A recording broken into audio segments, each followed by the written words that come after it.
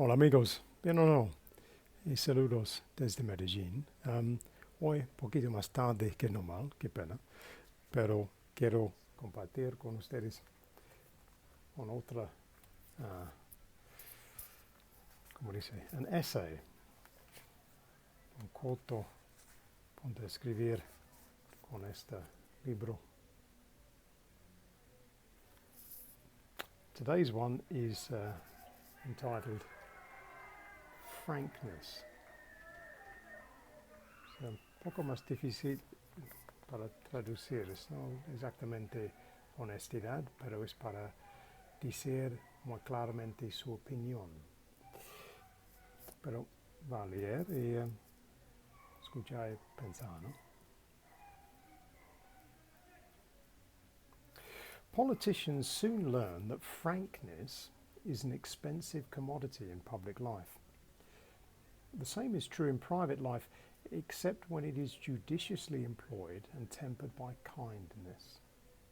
For frankness can do greater harm to others than to oneself. To speak frankly is to reveal what one really thinks, to tell the truth exactly as one sees it, and to do so whatever the consequences. When people are not frank, they are being careful or dishonest or tactful, often enough all three. Many find that dishonesty and tact are far more useful for getting on in life than frankness. This is regrettably true as regards dishonesty, but not always so as regards tact, for tact is an expression of concern for others' needs and sensitivities, and is an important instrument in helping people negotiate the unpredictable complexities of relationships. The only kind of person who can always be frank is the saint, who has no tincture of spite or small-mindedness in his character.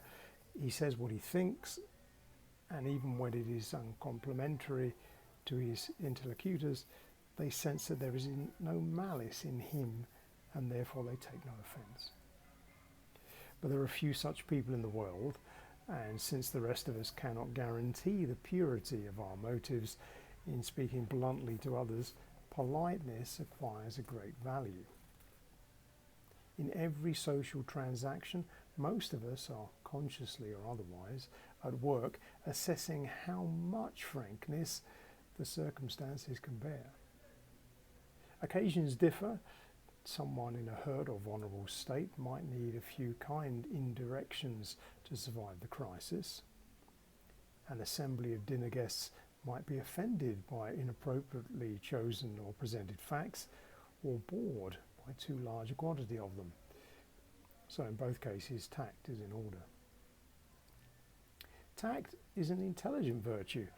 Everyone can be frank, even perhaps best of all the simple and careless, but not everyone can finally adjust how and what he says to ameliorate human intercourse, through which more good is likely to come than otherwise. Frankness is often a weapon deployed to wound or take revenge. We might sometimes tell people home truths because we are concerned for their welfare, but more often because we are inspired by hurt, jealousy, or anger. All cruel people describe themselves as paragons of frankness, Tennessee Williams observed. And the point about home truths is that they, and with them frankness in general, do not invariably reflect the truth properly so called. Often it is only what one thinks or claims is the truth, or even worse, one's own unvarnished opinion, which is offered by one's bluntness. Thus, it has much more to do with belief than fact, and the former, as a more subjective commodity, is always far more likely to be tendentious. Noting that it is easy to be outspoken when you do not pause to tell the whole truth as an important consideration, that you will succeed in properly serving both the truth and your fellow man only if you tell the whole truth. which requires much more thought and preparation than mere plain speaking does. There is one arena where frankness is almost invariably a good thing: in the evolution of friendship. The point at which friends can drop their reserve and reveal themselves to each other is the point at which their relationship advances to a higher level. One frankness invites a reciprocal frankness and draws forth discoveries like wine and love, wrote Montaigne. Such are franknesses of the heart, which give another access to oneself, and oneself access to another's self. Without such mutualities, life would be worth little. So there we go. A short essay on frankness by Dr. Grayling.